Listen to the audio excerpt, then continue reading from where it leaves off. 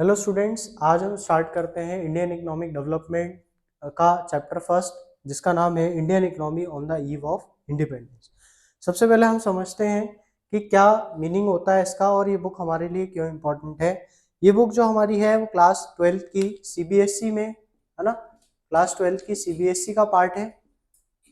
और जो हमारी एमपी बोर्ड है, एमपी बोर्ड में क्लास 11th का जो टॉपिक है वो सेकंड जो पार्ट है वो इंडियन इकोनॉमिक डेवलपमेंट है। मतलब जो बुक आपकी 12th में सीबीएसई में लग रही है एक पार्ट, हाफ पार्ट 50 मार्क्स की, वही बुक 11th क्लास में एमपी बोर्ड में हाफ पार्ट इंडियन इकोनॉमिक के नाम से एमपी बोर्ड में लग रही है। तो हमें ये बुक बहुत ही इंपॉर्टेंट है बोर्ड के पर्पज से भी और समझने के पर्पज से भी, क्योंकि आगे जाके भी ये बुक कहीं ना कहीं हमारी बहुत मदद करती है। हमें समझना है कि Indian economy on the eve of independence का मतलब क्या ये चैप्टर कंक्लूड करना चाहता है। ये बताना चाहता है कि किस तरीके से जब भारत आज़ाद हुआ, इंडिया आज़ाद हुआ, जो कि लगभग 15 अगस्त 1947 में आज़ाद हुआ। भारत आज़ाद हुआ 15 अगस्त 1947 को। और जब ये आज़ाद हुआ तो इससे पहले पहले लगभग 200 साल तक जो ब्रिटिशर्स थे उनने भारत में क्या किया, राज किया। राज करने का मतलब है कॉलोनियल रूल। जो ब्रिटिश जिस भी कंट्री को अपने रूल के अंडर रखती थी उसको हम बोलते थे कॉलोनी, ब्रिटिश की कॉलोनी। और जहां ब्रिटिशर्स रूल करते थे उसको बोलते थे हम कॉलोनियल रूल। तो जो ब्रिटिशर्स के कॉलोनियल रूल है, कंट्री इंडिया जो हमारी लगभग 200 साल क्या थी, ब्रिटिश की कॉलोनी रही। अब ये कॉलोनी बनी कैसे? बैटल ऑफ प्लासी, जो कि सिराजुद्दौला और जो ब्रिटिश के लॉर्ड क्लीव थे उनके बीच में हुआ था, जिसमें सिराजुद्दौला हार जाते हैं और पूरी की पूरी जो ब्रिटिश फोर्स थी वो एक तरीके से भारत के ऊपर हावी हो जाती है और भारत को पूरा एक तरीके से अपने कब्जे में ले लेती है। तो इस तरीके से क्या हुआ, जब भारत ब्रिटिश के अधीन हुआ तो ब्रिटिशर्स ने धीरे धीरे अपनी एक्सप्लॉयटेशन पॉलिसी से भारत को क्या किया, एक्सप्लॉइट करा। भारत के जो ह्यूमन रिसोर्सेज थे और भारत के जो नेचुरल रिसोर्सेज थे उनको एक्सट्रैक्ट करा। और भारत की इकोनॉमी को जब हम देखें, बेसिक पर्पस क्या था ब्रिटिशर्स का, तो सबसे पहला उनने फीडर इकोनॉमी बनाया फॉर ब्रिटिश इकोनॉमी। मतलब जो ब्रिटिश इकोनॉमी थी उसमें जो भी डेवलपमेंटल एक्टिविटीज थी, जो भी डेवलपमेंट्स हो रहे थे वो भारत के रिसोर्सेज से हो रहे थे। वो रिसोर्सेज भारत के फिजिकल रिसोर्सेज, भारत के जो नेचुरल रिसोर्सेज थे और भारत के जो ह्यूमन रिसोर्सेज थे, सभी का उपयोग वो कर रहे थे। तो natural as well as human resources were exploited after 200 years. 200 साल बाद, जब भारत में 200 साल तक लगभग जब ब्रिटिशर्स ने क्या करा, रूल किया, उसके बाद भारत आज़ाद हुआ कब, 15 अगस्त 1947 को। तो इस बीच में हम देखें, जब अंडर कॉलोनियल रूल था तो एक लो लेवल था इकोनॉमिक डेवलपमेंट का। अब इकोनॉमिक डेवलपमेंट होता क्या है पहले आप वो समझिए, उसके बाद समझना क्या मतलब हुआ इसका। तो जब ब्रिटिशर्स आए उससे पहले भारत की इकोनॉमी कैसी थी, तो भारत की इकोनॉमिक एक बहुत प्रॉस्परस इकोनॉमी थी। प्रॉस्परस मतलब खिलती फूलती, मतलब जो तेजी से डेवलप कर रही थी, तेजी से आगे बढ़ रही थी। इसके अलावा सेल्फ रिलायंट थी। सेल्फ रिलायंट का मतलब होता है कि वो खुद के ऊपर डिपेंडेंट थी, उसको किसी और के ऊपर डिपेंडेंट किसी भी चीज़ के लिए नहीं रहना पड़ता। वो चाहे नेचुरल रिसोर्सेज हो, वो चाहे कोई बड़ा उद्योग हो, वो चाहे कोई नई डेवलपमेंटल एक्टिविटीज़ हो, ब्रिटिशर्स जो भारत था वो सक्षम था हर चीज को, हर चीज के लिए आगे बढ़ने के लिए। इसके अलावा जो भारत की इकोनॉमी थी ब्रिटिशर्स के आने के पहले, वो एक एग्रेरियन इकोनॉमी थी। एग्रेरियन इकोनॉमी का मतलब है most of the population of economy which depends on agriculture. मतलब ज्यादा से ज्यादा लोग जो थे भारत के, लगभग 80% जो लोग थे भारत के, वो काय में डिपेंडेंट थे। 80% जो लोग थे भारत के वो काय में डिपेंडेंट थे, एग्रीकल्चर में। इसके अलावा जो हमारा भारत का हैंडीक्राफ्ट इंडस्ट्रीज थी वो बहुत ही ज़्यादा डेवलप थी। हैंडीक्राफ्ट इंडस्ट्रीज से मतलब हम समझते हैं जो हस्तकला आप जो बोलते हैं, मतलब हाथ से जो आप एक तरीके से वुलन्स हो गए, वुलन्स बनाते हैं, कोट हो गए, कोट बनाते हैं, या हैंडीक्राफ्ट जो भी आप चीज़ें बनाते हैं वो एक बहुत ही तेजी से डेवलप होता हुआ। जैसे हम पुराने राजाओं के जो वेशभूषा देखते हैं वो भी सारे हाथ से बनाते थे और ये सारे ही चीज़ भारत में बना करती थी। और भारत एक बहुत ही एडवांस जो था वो डेवलप था कायमी हैंडीक्राफ्ट इंडस्ट्रीज। मगर जब ब्रिटिशर्स आए तो ब्रिटिशर्स का मोटिव ये नहीं था कि भारत एक तेज इकोनॉमी या बड़ी इकोनॉमी के तौर पे आगे बढ़े। वो ये चाह रहे थे कि भारत से हम जितने ज़्यादा से ज़्यादा रिसोर्सेज को ले जा सके। भारत को एक तरीके से उनने क्या बना दिया था, जो भारत की जो वेल्थ थी वो भारत की वेल्थ को भारत से लेके कहाँ जा रहे थे, ब्रिटेन ले जा रहे थे। और उसी टाइम पे पैरेलली जो 18th सेंचुरी और 19th सेंचुरी की बात है, उस टाइम पे ब्रिटेन में इंडस्ट्रियल रेवोल्यूशन चल रहा था। तो जब इंडस्ट्रियल रेवोल्यूशन था तो इंडस्ट्रीज क्या हो रही थी, नई नई इंडस्ट्रीज आ रही थी, नया नया जो डेवलपमेंट था वो बढ़ रहा था, और नई नई क्या हो रही थी, फैक्ट्रीज डल रही थी। और जब ये फैक्ट्रीज डल रही थी तो रॉ मटेरियल की जरूरत थी, और भारत जो था वो इस रॉ मटेरियल का एक बहुत बड़ा फीडर या एक बहुत बड़ा सप्लायर बना। मगर ये जो मर्जी थी भारतीयों की नहीं थी, ये जो मर्जी थी ये ब्रिटिशर्स की थी कि वो क्या कर रहे थे, फोर्सफुली भारत के जो रिसोर्सेज थे उसको भारत से फ्रीली भारत के बाहर ले जा रहे थे। मगर जब वो उसी का फिनिश गुड बनाते थे और वही भारत में लाके एक महंगे दामों पे, अच्छे दामों पे बेचा करते थे। तो हम ये पूरे चैप्टर में डिस्कस करेंगे अलग अलग एरिया के बारे में, डायमेंशंस के बारे में, जिसमें भारत एग्रीकल्चर से रिलेटेड जो था, एग्रीकल्चर था इंडिया का, वो किस तरीके का था on the eve of independence. जब हम बात करें इंडस्ट्रियल डेवलपमेंट की, डेमोग्राफिक कंडीशन की भारत की, तो किस तरीके से ब्रिटिशर्स के कुछ पॉजिटिव कंट्रीब्यूशन भी थे जब वो 200 साल भारत में रहे। तो ये सारी चीजें अब हम डिस्कस करने वाले हैं। चले हम डिस्कस करते हैं एग्रीकल्चर सेक्टर के बारे में कि भारत में एग्रीकल्चर सेक्टर जब भारत आज़ाद हुआ तो उसकी क्या सिचुएशन थी। कॉलोनियलिज्म का मतलब क्या होता है, एक सिस्टम जहाँ पे पॉलिटिकल और सोशल रिलेशन होता है एक कंट्री का दूसरी कंट्री के साथ, बिटवीन टू कंट्रीज, मगर वहाँ पे एक कंट्री जो होती है वो क्या होती है, रूलर होती है, और एक कंट्री जो होती है कॉलोनी। इसी तरीके से ब्रिटिशर्स ने कॉलोनियलिज्म जो था वो फैलाया और बहुत सारी कंट्री उसको अपने अधीन करा, जिसको हम ब्रिटिश की कॉलोनी कहते हैं, और ब्रिटिशर्स क्या थे, उसके रूलर्स थे। तो हम अगर एग्रीकल्चर सेक्टर की बात करते हैं तो एग्रीकल्चर का जो सेक्टर था वो स्टैग्नेंट था। जो डेवलपमेंट से रिलेटेड यदि आप बात करते हो तो स्टैग्नेंट था। स्टैग्नेंट का मतलब है रुका हुआ, जहाँ पे कोई खासा विकास नहीं हो रहा। तो लगभग जो आपकी 85% के ऊपर जो पॉपुलेशन थी वो डिपेंडेंट थी काय पे, एग्रीकल्चर। अब जब इतना बड़ा ह्यूज पॉपुलेशन एग्रीकल्चर पे डिपेंडेंट था तो सीधी चीज है, यदि उसमें कोई फैसिलिटीज अवेलेबल नहीं होंगी, डेवलपमेंटल एक्टिविटीज नहीं होंगी, तो जो पॉपुलेशन उस पर डिपेंडेंट होंगी उनको भी कोई बेनिफिट नहीं होगा। तो हम देखिए सबसे पहले जो स्टैग्नेशन के या जो रुके हुए जो विकास है या जो विकास या डेवलपमेंट जो है रुका हुआ है के रीजंस क्या थे। तो सबसे मेजर और जो सबसे पहला रीजन था वो था लैंड सेटलमेंट सिस्टम, जिसके अंदर आप सुनते होंगे जमींदारी, है ना, जमींदारी सिस्टम, या जिसको आप बोलते हो परमानेंट सेटलमेंट। तो अब ये जो परमानेंट सेटलमेंट था, ये परमानेंट सेटलमेंट जो था वो भारत में लेके आए कौन, लॉर्ड कॉर्नवालिस, जो कि लाए इसको कब, कॉर्नवालिस जो कि लाए इसको 1793। तो 1793 में थे जो लॉर्ड कॉर्नवालिस थे, वो भारत में क्या लेके आए, परमानेंट सेटलमेंट सिस्टम। अब ये परमानेंट सेटलमेंट सिस्टम या जमींदारी सिस्टम में क्या हुआ करता था, जो एक किसान हुआ करता था उसको लगान, आपने सुना होगा या देखी भी होगी मूवी लगान, तो एक लगान था जो कि फिक्स कर दिया जाता था ब्रिटिशर्स के द्वारा कि जितनी भी आपकी क्रॉप होगी उसका कुछ शेयर आपको किसको देना पड़ेगा, ब्रिटिशर्स को देना पड़ेगा। मगर जो भारतीय थे, भारतीयों के पास इतने रिसोर्सेज अवेलेबल नहीं थे, ना जो भारत के किसान थे या जो फार्मर्स थे वो इतने हाईटेक या डेवलप्ड थे कि वो कम से कम कैपिटल में, लागत में, या कम से कम लैंड एरिया में ज्यादा से ज्यादा प्रोडक्टिविटी कर ले। क्योंकि उस टाइम पे जो एग्रीकल्चर हुआ करता था वो क्या होता था, मानसून डिपेंडेंट हुआ करता था। तो जो ब्रिटिशर्स थे उनने क्या करा, जमींदारी सिस्टम इंप्लीमेंट कर दिया, और इस जमींदारी सिस्टम से क्या हुआ, जो भारत के किसान थे उनको एक फिक्स लगान जो डिसाइड कर दिया गया था वो ब्रिटिशर्स को देना पड़ता था।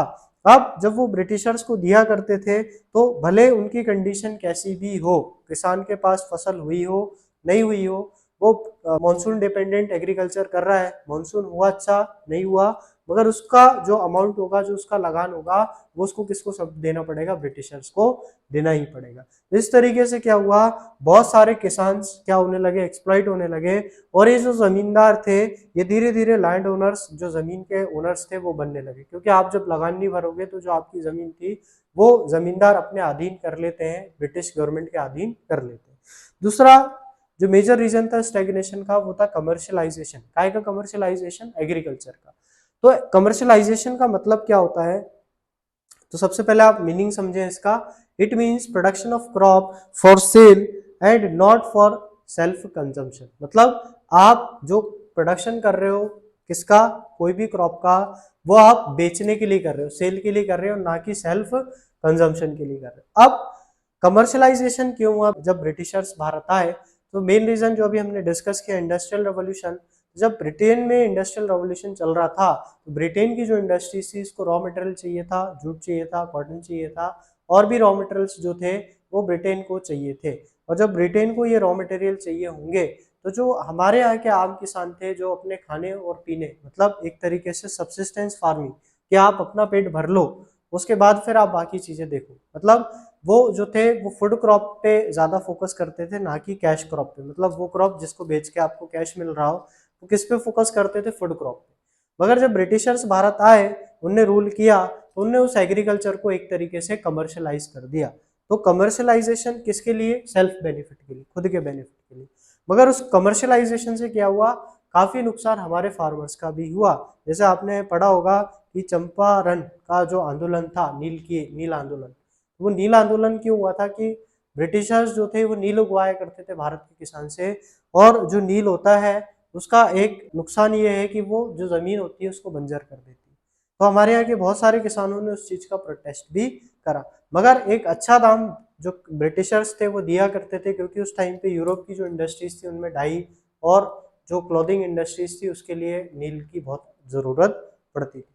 तो इस तरीके से उनने पूरी जो एग्रीकल्चर थी हमारी, जो एक सेल्फ सफिशिएंट एग्रीकल्चर जो थी, मतलब हम जो खुद सब्सिस्टेंस एग्रीकल्चर जो करा करते थे उस एग्रीकल्चर को काय में कन्वर्ट करके रख दिए कमर्शलाइजेशन। इसके बाद आता है low level of production. Low level of production का मतलब क्या होता है, ना आपके पास कोई नई टेक्नोलॉजी थी, ना मॉडर्नाइज इक्विपमेंट थे, ना किसी तरीके की मॉडर्न टेक्निक थी, ना किसी तरीके के रिसर्चड जो आप आज देखते हो कि आज आपके ऐसे भी सीड आते हैं हाई यील्डिंग वैरायटी सीड्स कि आप छत पे भी कोई भी क्रॉप या कोई भी फसल लगा सकते हो। और आजकल हर मॉनसून से लड़ने वाली फसलें आ चुकी हैं जो कि ओले भी गिरे तो या पानी भी ज्यादा गिर जाए तो वो उस चीज को झेल सकती है। तो इसका मतलब है उस टाइम पे ऐसी कोई मॉडर्न टेक्नोलॉजी नहीं थी, मॉडर्न अपग्रेडेशन नहीं था, जिसके कारण जो किसान थे उनकी जो प्रोडक्टिविटी थी पर एकड़ ऑफ लैंड वो क्या थी, कम हो गई। और लास्ट जो था हमारा स्कैरसिटी ऑफ इन्वेस्टमेंट, मतलब किसी भी तरीके का, भले ब्रिटिशर्स हमारे भारत को इतने तरीकों से एक्सप्लॉइट कर रहे थे, इतने तरीकों से क्या कर रहे थे, जो भारत के रिसोर्सेस थे उनको लेके जा रहे थे, मगर उनने किसी भी तरीके का भारत के एग्रीकल्चर डेवलपमेंट पे किसी भी तरीके का इन्वेस्टमेंट नहीं किया। अब ये इन्वेस्टमेंट किस तौर पे हो सकता है, जैसे हम बड़े बड़े डैम्स की आज बात करते हैं तो ये सब 1947 के बाद आज हमें बड़े बड़े डैम्स दिखते हैं जो बने थे भारत के अलग अलग 5 ईयर प्लान से। मगर ब्रिटिशर्स ने ऐसी कोई नहर, कैनल, ऐसे कोई डैम्स बड़े, ऐसे कोई तालाब, लेक नहीं बनाए जिसको हम इरिगेशन पर्पस के लिए यूज कर सकें, या कोई ऐसी कनेक्टिविटी नहीं दी जिससे जो लेस डेवलप्ड एरिया है वो मेन स्ट्रीम एरिया से कनेक्टेड हो सके, जिसके कारण जो था एग्रीकल्चर सेक्टर हमारा बहुत ही बैकवर्ड रह गया। चलिए हम डिस्कस करते हैं इंडस्ट्रियल सेक्टर के बारे में कि इंडस्ट्रियल सेक्टर की क्या पोजीशन थी जब भारत आज़ाद हुआ, है ना। तो सबसे पहले हम देखते हैं कि जो भारत की हैंडीक्राफ्ट इंडस्ट्रीज थी वो वर्ल्ड फेमस हैंडीक्राफ्ट इंडस्ट्रीज थी, मगर जो ब्रिटिशर्स थे उनने उसको क्या कर दिया, सबसे पहला पॉइंट डी इंडस्ट्रियलाइजेशन। तो डी इंडस्ट्रियलाइजेशन का मतलब क्या हुआ, उन्होंने इंडस्ट्रीज को बंद कर दिया, जो इंडस्ट्रीज ग्रो कर रही थी उनको सबको खत्म कर दिया, तो डिक्लाइन ऑफ हैंडीक्राफ्ट इंडस्ट्रीज हो गई। उनके पीछे जो उनके मेन मोटिव दो थे, कि पहला जो मोटिव था कि जो रॉ मटेरियल है भारत से वो चीप रेट पे भारत से लेके जाया जाए, और जो मॉडर्न इंडस्ट्रीज ब्रिटेन में खुल रही हैं उन मॉडर्न इंडस्ट्रीज को इस रॉ मटेरियल का यूज करके क्या करा जाए, प्रोडक्शन करा जाए। मगर जब ये प्रोडक्शन हो जाता है तो यही बात खत्म नहीं होती, वही जो गुड्स आप बना लेते हो, ब्रिटेन जो गुड्स बना लेता है वही भारत को फिनिश प्रोडक्ट के तौर पे बेचता है इंडियन मार्केट, और काय पे, हायर प्राइसेस पे, मतलब एक बहुत हाई प्राइस वो भारत से चार्ज करता है ताकि उनका ज्यादा से ज्यादा बेनिफिट हो सके। और दूसरा एक मेजर रीजन था जो हैंडीक्राफ्ट इंडस्ट्री का डिक्लाइन का, वो था डिस्क्रिमिनेटरी टैरिफ पॉलिसी। डिस्क्रिमिनेटरी का मतलब होता है एक तरीके के डिस्क्रिमिनेशन, मतलब किसी के से आप सही हो और किसी के साथ आप गलत, मतलब डिस्क्रिमिनेशन करना। तो टैरिफ मतलब क्या होता है, जो इंपोर्ट और एक्सपोर्ट से रिलेटेड जो भी पॉलिसीज होती हैं उसको हम टैरिफ पॉलिसी के अंदर देखते हैं। तो भारत की जो जो ब्रिटिश की जो डिस्क्रिमिनेटरी टैरिफ पॉलिसी थी उसमें सबसे पहला था कि ड्यूटी फ्री जो गुड्स है वो एक्सपोर्ट करना, रॉ मटेरियल एक्सपोर्ट करना भारत से, कहाँ पे, ब्रिटेन। मतलब जब भारत से कोई गुड्स ब्रिटेन ले जाया जाता था उस पर किसी भी तरीके की ड्यूटी मतलब टैक्स जो ब्रिटिशर्स थे वो चार्ज नहीं करते थे। मगर वहीं पे जब भारत के पास, जब भारत के लिए कोई ब्रिटेन का गुड्स फिनिश्ड होके आया करता था तो duty free import of final goods of Britain British industry to India, मतलब ब्रिटेन की इंडस्ट्रीज के जो गुड्स फिनिश्ड हो जाते थे और जब वो उसको भारत में लाके बेचा जाता था तो उस पर भी किसी तरीके का टैक्स या ड्यूटी चार्ज नहीं करी जाती।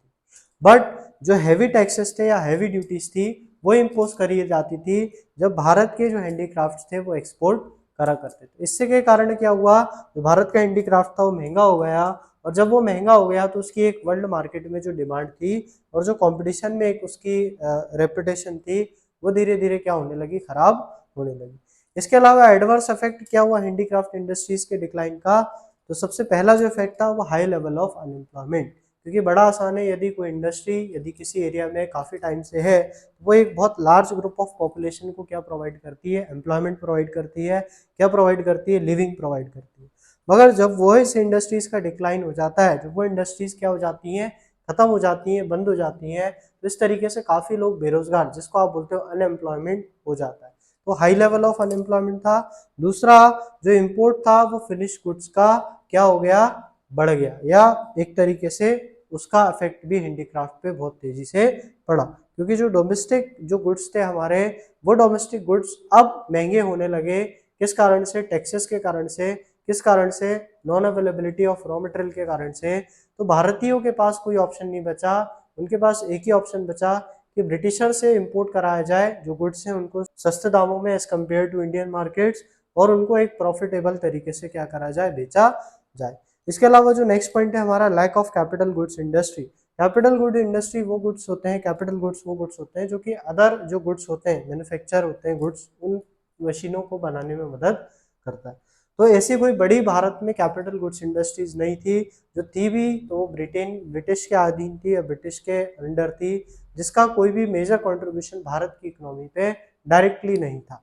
इसके अलावा last low contribution, next low contribution of GDP, मतलब जो भारत का इंडस्ट्रियल सेक्टर था उसका जीडीपी में ऐसा कोई बड़ा कंट्रीब्यूशन नहीं था, ऐसा कोई बिग कंट्रीब्यूशन नहीं था। जीडीपी हमने पहले भी डिस्कस किया है, it refers to the final value of goods and services produced domestically in our country, मतलब भारत के अंदर जो हम गुड्स और सर्विसेज का उत्पादन करते हैं, प्रोडक्शन करते हैं एक साल के अंदर, उसको आप जीडीपी कहते हो। तो जब इंडस्ट्रीज ही नहीं रही तो डेवलपमेंट भी नहीं रहा, तो प्रोडक्शन भी नहीं रहा, तो जब प्रोडक्शन भी नहीं रहा तो कोई मेजर कंट्रीब्यूशन भी आपका जीडीपी में इंडस्ट्रियल सेक्टर का नहीं रहा। इसके बाद लास्ट पॉइंट जो था, तो पब्लिक सेक्टर था, उसका कोई ऐसा बड़ा रोल नहीं था, क्योंकि public sectors are majorly driven by Britishers. जो थे वो मेजर कौन थे, ब्रिटिशर्स थे। ब्रिटिशर्स हमेशा अपने फायदे के लिए भारत को पीछे रखते थे और अपना फायदा देखते हुए पहले जो खुद के डेवलपमेंट से रिलेटेड चीजें थी उन पे फोकस करा करते थे। इसी के बाद हम इसको कंटिन्यू करेंगे पार्ट 2 में, ये हमारा पार्ट 1 है ना। तो आपको वीडियो अगर अच्छी लगी तो आप इसको लाइक, शेयर और सब्सक्राइब करें और हमें इसी तरीके से मोटिवेट करते रहें। Thank you.